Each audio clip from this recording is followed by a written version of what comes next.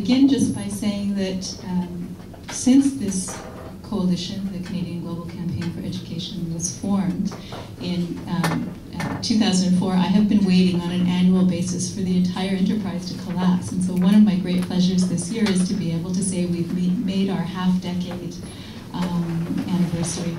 And I think it's in no small part to many of the people in this room.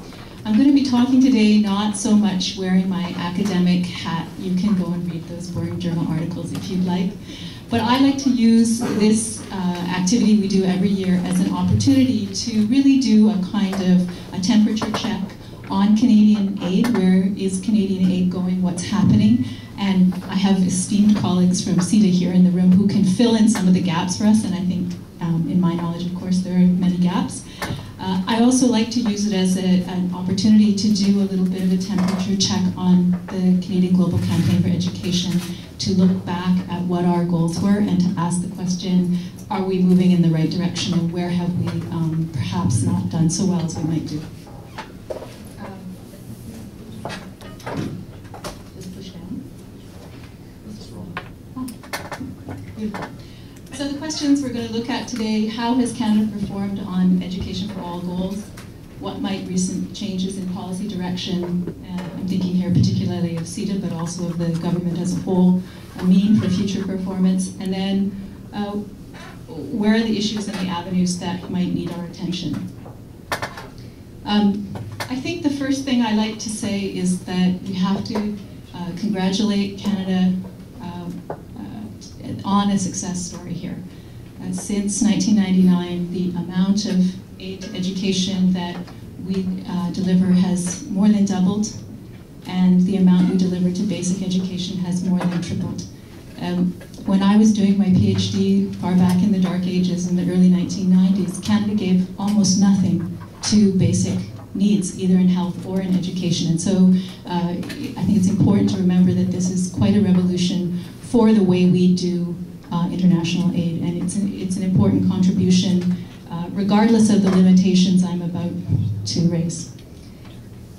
Here's just a demonstration. This is there are different data sets. CIDA's internal data sets actually show a better performance, but this is the DAC data set, and it just shows the very important increase in US dollars terms in Canadian aid flows to basic education.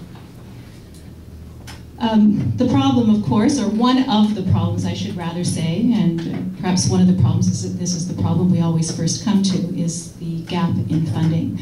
And, oops, sorry, I think I went forward too fast. There we go. Well, the FAA Global Monitoring Report this year tells us that we've fallen short of our commitments, our Dakar commitments, to a degree that would imply that we're definitely not going to reach the EFA goals by 2015. I've heard, I mean, the GMR folks will say that we have one more year, and if we can somehow pump up the funding in that year, we'll reach the goals by 2015, but I don't believe it.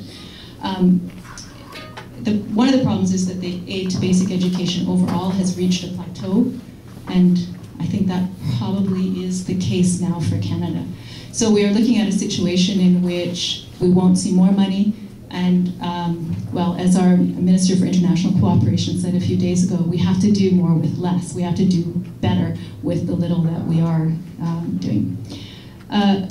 Aid to basic education in low-income countries in particular has continued to face a very steep funding gap, and this is the GMR number. There are different estimates of what the gap is, but it's substantial. And the Fast Track Initiative, which, again, many may question in terms of its efficacy as a delivery mechanism. Nonetheless, it is the only globally harmonized and aligned effort, and this effort faces now a $2.2 billion financing gap. So you can see in the bottom there a kind of stagnation occurring in overall aid. Well, the Canadian aid program in particular in the last, well, really 5 years, but perhaps over the whole decade, has undergone quite an enormous shift in its approach to doing development. And the first part of it has been a focus on aid effectiveness. Oops, I should just leave my hand off, little mouse. Aid effectiveness can be interpreted in different ways, and of course anyone who studies public policy knows that one has to be effective for a purpose. It's not, the purpose isn't just to spend money better, but to spend money better on particular goals. And I think that's one of the problems in the Canadian aid program, perhaps one that will be corrected with the adoption of our Better Aid Bill, which creates poverty reduction as a unique focus, the unique focus for our aid program.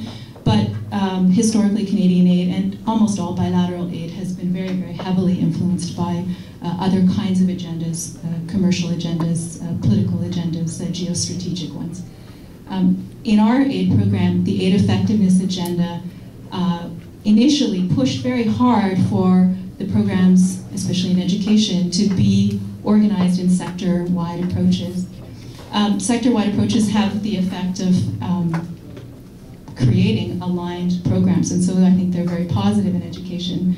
But at the same time, the move to sector-wide programs has come alongside a shift of some of our money from multilateral funding to bilateral funding. And whenever money comes back into the bilateral camp, we have to become more and more suspicious about whether it then can be taken and used for agendas other than development ones. It becomes more prone to those kinds of usages at the domestic level within OECD countries, and that's just a historical reality. As part of the aid effectiveness agenda, Canada has sought to concentrate its aid on more countries. We had one of the most dispersed aid programs, and we are now moving towards having a much more concentrated one. I think this is not a bad policy, except that, again, the question is effective for what, or how do you define effectiveness? Which countries?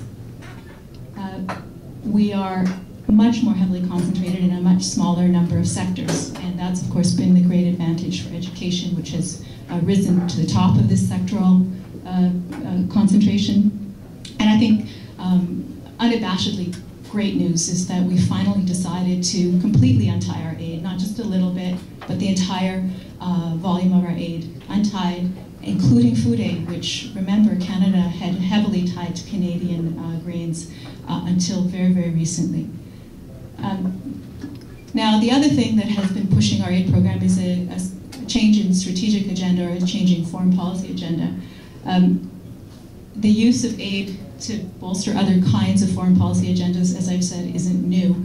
But what is new, really, I guess, is, first of all, an attention to security issues and the securitization of our aid, and the attention to trade issues, and in particular to the creation of an Americas strategy that's heavily focused on free trade within the Americas, and an effort to use our aid to bolster that initiative. And of course, CIDA itself has been, well, organized, reorganized, and reorganized so that one wonders whose title is fixed anymore. It's hard to track who does what, when, and where.